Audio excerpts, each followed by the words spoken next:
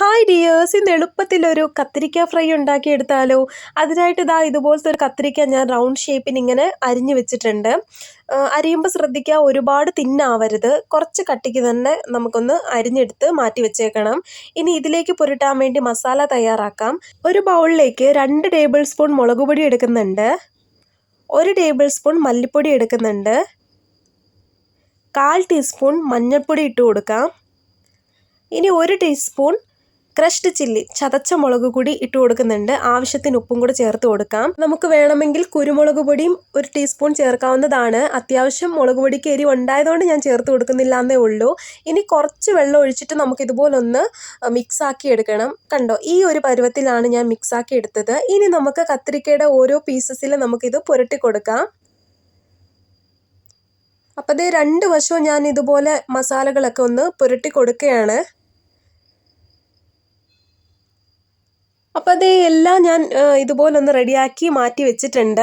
5 പീസായിട്ടാണ് ഞാൻ എടുത്തേക്കുന്നത്. അപ്പോൾ അതിലേക്ക് ആവശ്യത്തിനുള്ള പൊടികളാണ് ഞാനിപ്പോൾ ചേർത്ത് കൊടുത്തേക്കുന്നത്. നിങ്ങൾ എത്രയാണോ ക്വാണ്ടിറ്റി എടുക്കുന്നത് അതിനനുസരിച്ച് നിങ്ങൾക്ക് പൊടികളിൽ കൂട്ടിയോ കുറയ്ക്കുകയോ ഒക്കെ ചെയ്യാവുന്നതാണ്. അപ്പോൾ ഒരു പാനിലേക്ക് ഞാൻ ആവശ്യത്തിനുള്ള എണ്ണ ഒഴിച്ചു കൊടുക്കുകയാണ്. എന്നിട്ട് നമുക്ക് കത്തിരിക്ക ഓരോന്നായിട്ട് ഇട്ട് കൊടുക്കാം. മീഡിയം ഫ്ലെയിമിൽ വെച്ച് നമുക്ക് 2 മിനിറ്റ് ഒന്ന് ഫ്രൈ ചെയ്തെടുത്താൽ മതി. അപ്പോഴത്തേക്കും ആ ഒരു സൈഡ് നമുക്കൊന്ന് മൊരിഞ്ഞ് കിട്ടും. അപ്പോൾ 2 മിനിറ്റ് കഴിഞ്ഞപ്പോൾ ഒരു സൈഡൊന്ന് മൊരിഞ്ഞ് വന്നിട്ടുണ്ട്. ഞാനിപ്പോൾ എല്ലാം കൂടെ ഒന്ന് മറിച്ചിട്ട് കൊടുക്കുകയാണ്.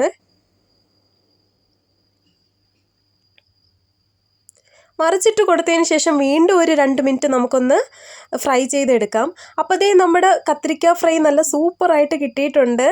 അധികം ഇൻഗ്രീഡിയൻസ് ഒന്നും ഇല്ലാതെ പെട്ടെന്ന് തന്നെ നമുക്ക് തയ്യാറാക്കി എടുക്കാനും പറ്റി. ചില ദിവസങ്ങളിൽ നമുക്ക് നോൺ വെജ് ഒന്നും കിട്ടാറില്ല അല്ലേ? മീനോ ഇറച്ചിയോ ഒന്നും കിട്ടാത്ത ദിവസങ്ങളിലാണെങ്കിൽ ഒരു ചമ്മന്തിയോ മോരോ ഒക്കെ ഉണ്ടെങ്കിൽ അതിൻ്റെ കൂടെ നമുക്ക് ഈ ഒരു കത്തിരിക്ക ഫ്രൈ ഉണ്ടെങ്കിൽ നമുക്ക് നല്ല രീതിയിൽ ചോറ് കഴിക്കുകയും ചെയ്യാം. നോൺ വെജ് ഇല്ല എന്നുള്ളൊരു വിഷമം ഉണ്ടാവുകയില്ല.